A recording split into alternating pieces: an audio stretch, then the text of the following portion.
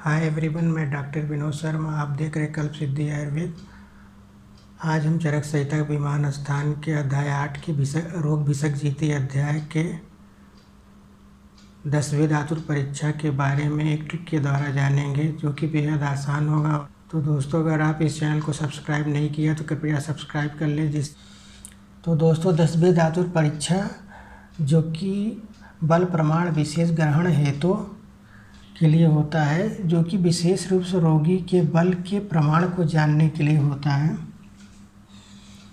जिसमें से प्रकृति परीक्षा, विकृति परीक्षा, सार परीक्षा, संघनन परीक्षा, प्रमाण परीक्षा, साधन परीक्षा, सत्व परीक्षा, आहार परीक्षा, व्यायाम परीक्षा और वय परीक्षा आता है। प्रकृति परीक्षा में शुक्र और शोणित के संयोग के समय गर्भ शिशु की शरीर बनता है। शुक्र और शोणित के संयोग के समय जो दोष प्रबल होता है, उसी के अनुसार गर्भस्थ शिशु की प्रकृति बनती है, जो कि पूरे जीवन काल तक रहती है। तो ये प्रकृतियाँ 7 शारीरिक प्रकृतियाँ और 3 मानस प्रकृतियाँ होती हैं। 7 शारीरिक प्रकृतियों में वातज, पित्तज, कफज, द्वंद्वज में वात, पित्त, कफ और वात, कफ ये होती हैं। सम प्रकृति में वात, पित्त, कफ समान रूप से होते हैं। इस प्रकार देह प्रकृति होती है। मानस प्रकृति में सात्विक, राजस और तामस होता है। गर्भस्थ शिशु की प्रकृति, शुक्र शोणित की प्रकृति, काल, माता की अवस्था, माता के आहार विहार और महाभूत के विकार की प्रकृति पर निर्भर करता है। तो प्रकृति के लिए इन बातों को ध्यान रखते हैं तो आप गर्भस्थ शिशु के प्रकृति के बारे में सचेत हो सकते हैं। तो विकृति परीक्षा देखते हैं। पैथोलॉजिकल इन्वेस्टिगेशन में विकृति उच्चते विकार है। विकृति जो है विकार होता है, जो कि दोष, दुष्ट प्रकृति, देश, काल और बल के द्वारा रोगी के बल या व्याधि के बल को जाना जाता है। तो इसके अकॉर्डिंग जिस व्याधि में दोष, दुष्ट प्रकृति, देश, काल और बल समान हो और व्याधि का कारण और लक्षण भी अधिक हो, ऐसी व्याधि अधिक बल वाला होता है। और इसके विपरीत जिस व्याधि में दोष, दुष्ट प्रकृति, देश, काल, बल समान न हो और व्याधि का कारण और लक्षण भी अल्प हो, ऐसी व्याधि अल्प बल वाला होता है। और जिस व्याधि में दोष, दुष्ट प्रकृति, देश, काल, बल कुछ समान हो, कुछ समान न हो और व्याधि के कारण और लक्षण भी मध्यम हो, ऐसी व्याधि मध्यम बल वाला होता है। सार परीक्षा में बॉडी स्ट्रेंथ के बारे में जानते हैं, जिसमें 8 सार आचार्य चरक द्वारा बताया गया और 9वां वो सार आचार्य कश्यप द्वारा बताया, जिसमें त्वक सार, रक्त सार, मांस सार, मेद सार, अस्थि सार, मज्जा सार, शुक्र सार और सत्व सार आता है। इसको आप संहिता में आसानी से देख सकते हैं। यहाँ हम संक्षेप में ही बात करेंगे। सनन परीक्षा में बॉडी के संगठन के बारे में देखते हैं, जिसमें उत्तम संघनन, मध्यम संघनन और हीन संघनन आता है।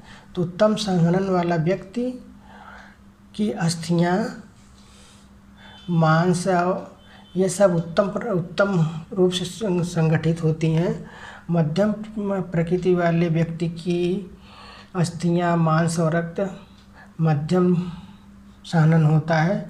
हीन बल वाले में व्यक्ति की अस्थियाँ, मांस और रक्त हीन अल्प होता है। प्रमाण परीक्षा से हम मनुष्य की आयु के बारे में जानते हैं।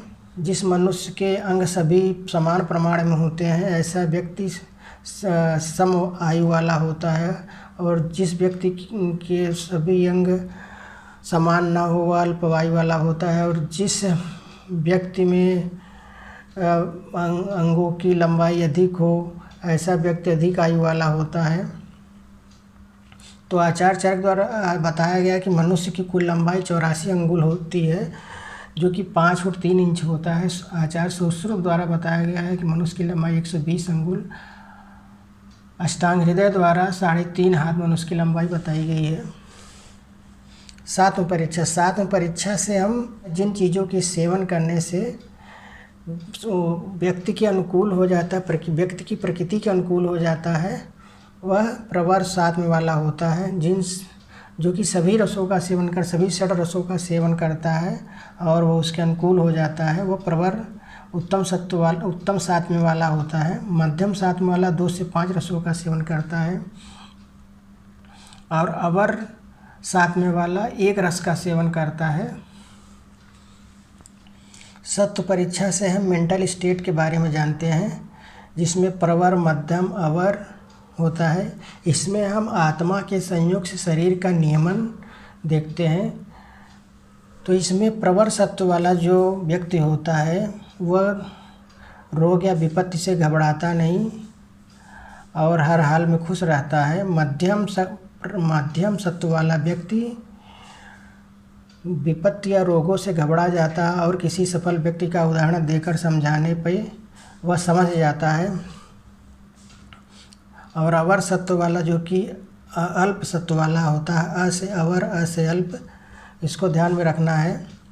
अवर सत्व वाला व्यक्ति दुख या विपत्ति या रोगों से घबरा जाता है और किसी आश्वासन या सांत्वना से समझता नहीं और रोता और चिल्लाता रहता है। आहार परीक्षा से हम भोजन करने की शक्ति या पचने की शक्ति, food intake and digestion capacity के बारे में जानते हैं। व्यायाम परीक्षा से व्यायाम शक्ति, कर्म शक्ति या परीक्षा या कार्य करने की शक्ति से हम व्यायाम की परीक्षा करते हैं कि कोई व्यक्ति जितना व्यायाम कर लेता है उसकी शक्ति, उसका बल उतना ही अधिक होता है। वह परीक्षा में बाल्यावस्था, मध्यावस्था, वृद्धावस्था में जो धातुएं परिपक्व बनती हैं या कम होती है उसके अकॉर्डिंग होता है। तो बाल्यावस्था में अपरिपक्व धातु काल होता है जन्म से 16 वर्ष तक। विवर्धमान धातु काल, जबकि धातुएं बढ़ती हैं 16 से 30 वर्ष तक। मध्यम अवस्था 30 से 60 वर्ष तक होती है और वृद्धावस्था 60 से 100 वर्ष तक होती हैं। तो इसको हम एक ट्रिक के द्वारा देखेंगे। प्रकृति विकारी सार सहन प्रमाण में सात्विक आहार व्यायाम वय अनुसार लेता है। तो इसमें प्रकृति,